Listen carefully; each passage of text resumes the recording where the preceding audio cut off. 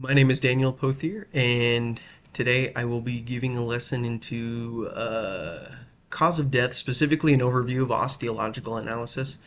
A lot of these things don't directly relate to cause of death, but they can eliminate different factors that contributed to bone trauma that either occurred during death. So sometimes they can help determine cause of death, but also it's useful to eliminate what kind of trauma didn't contribute to the cause of death and also what happened afterward.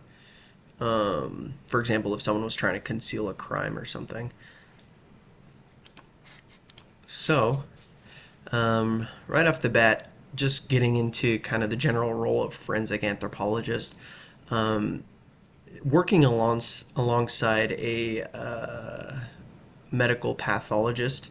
Um, They are invaluable when helping to determine what kind of trauma occurred, assembling skeletons, cleaning the bones, and identifying fracture patterns.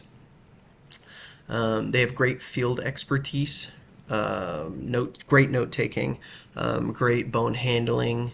For example, knowing not to pick up a skull by the orbitals because those are very brittle bones that can break. And just helping to complete the overall picture of an individual. There are these four main types of trauma: blunt force, sharp force, gunshot, thermal. The biggest takeaway is that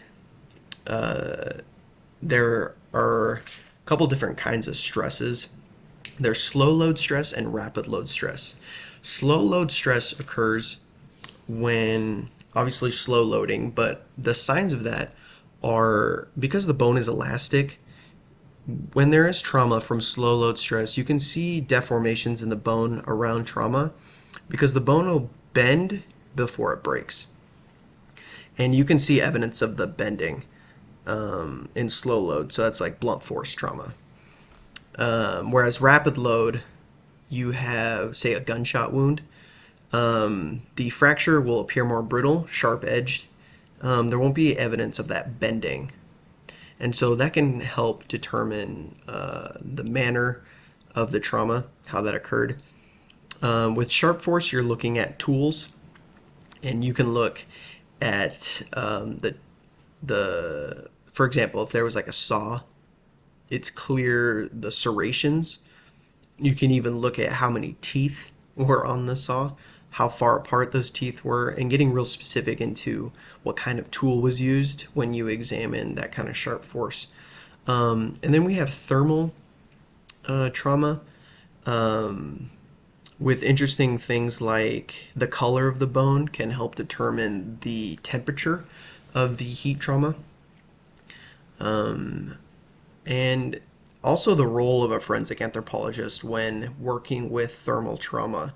There's a great example from Love where they talk about a fire in Australia in 2009 where they recovered victims' skeletons and remains without a forensic anthropologist. But then, after introducing a forensic anthropologist to those sites, they recovered an additional, I think it was 56 victims that they had missed before. And so, getting that expert eye to determine that to identify that there were different victims involved in that.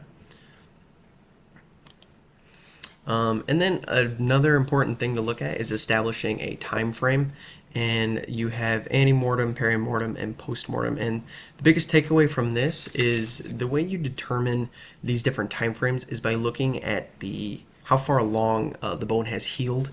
Antemortem, there's a lot more healing, rounded edges of fractures, and those kinds of things. Perimortem, the mechanics are there for healing, so the bone was greener, as they say. It was a little bendier, but it didn't occur. And then postmortem, it's like brittle bone breaking. And these help determine what occurred before, after, and of course during, and can even help identify victims. So yeah, here are my sources, and hopefully you learned something, because I sure did.